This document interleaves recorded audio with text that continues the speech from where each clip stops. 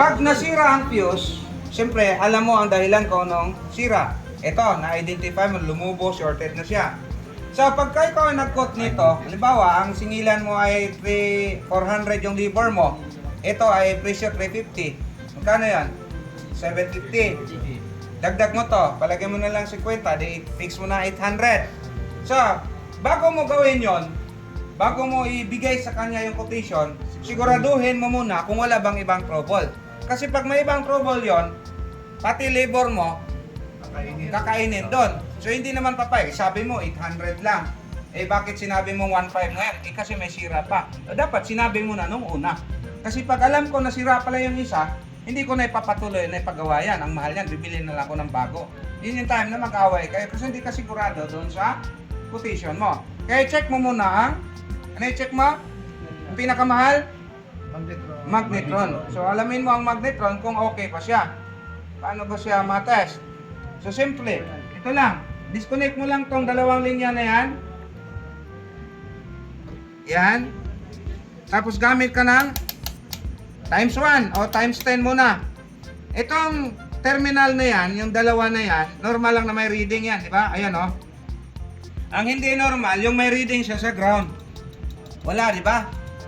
Ang gagawin mo, range ka ng times 100k or capacitance. Tapos, check mo siya ngayon. Wala, di ba?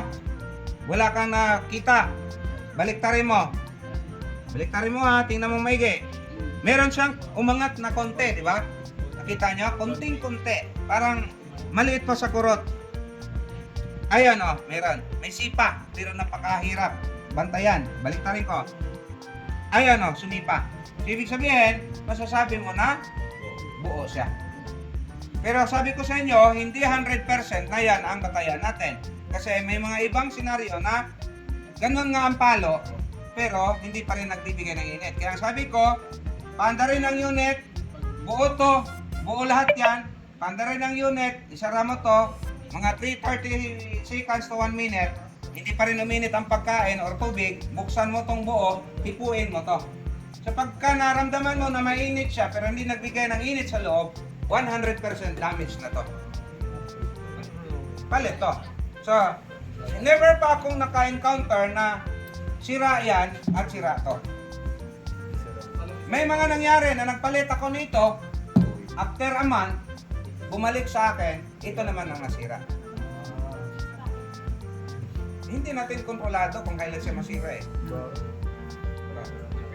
Nakadepende yan sa microwave, pag madalas mong ginagamit, araw-araw, siyempre araw-araw ginagamit, hindi mo maiwasan na masira siya. Pag bihira mo naman gamitin, masira din siya. Ingalawang, ito, ano to, madalas to pagka na-stuck. Pag na-stuck siya na matagal, nasisira. Yun yung napansin ko sa kanya.